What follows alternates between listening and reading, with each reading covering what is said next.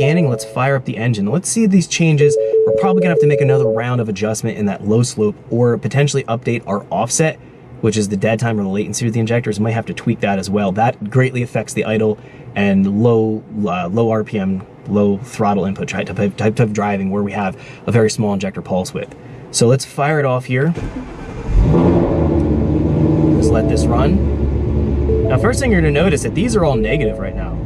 Now they are going back positive. We'll just let that settle out. I don't want to get ahead of myself in terms of what we've just changed. What you will notice, or you should notice, is that the timing advanced here. Now, it's a little bit hard to evaluate this at the moment because we are in emissions reduction.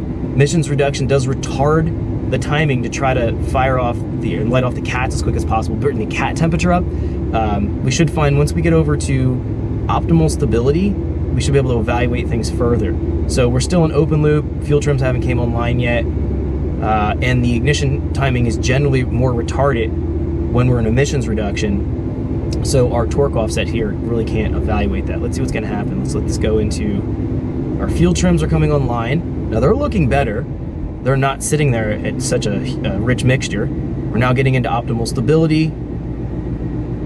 Let's see here, ignition timing, under timing advance, showing here about 12 degrees, 11 degrees. I'm surprised they didn't go up a little bit. We are noticing, one positive benefit here is we're noticing that the torque offset is not sitting at 20.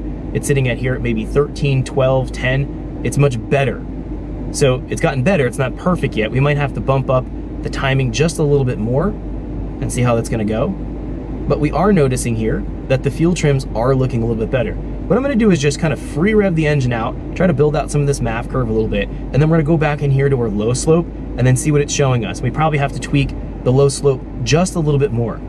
So again, we're trying not to touch that MAF curve because we're gonna try to trust what ESS has given us for that MAF calibration data. Let me go and rev it out here a little bit. So let's build out the table, kind of try to hold it at our different points. Still see the trims are a little bit rich, trying to populate that. What I am gonna do here, go to graph layouts in the low slope. I'm gonna get rid of the cells hit require and just put that to 0 so I can build this out just a little bit quicker right now, so it'll populate that data.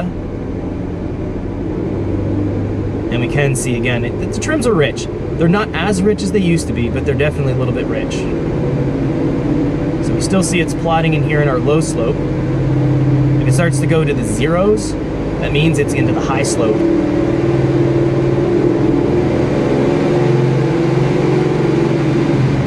Like we will need a little bit of work here. Not a big deal. Trims are better then. They're going in the right direction, so it's a positive change.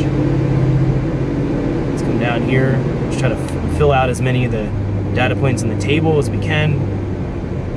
And normally I would keep the cells hit require higher at something like 10 to 50, but right now I'm trying to do this relatively quick. I don't want to have to hit a lot of the cells to average the data. I want to just be able to kind of dump the data in here as quick as possible.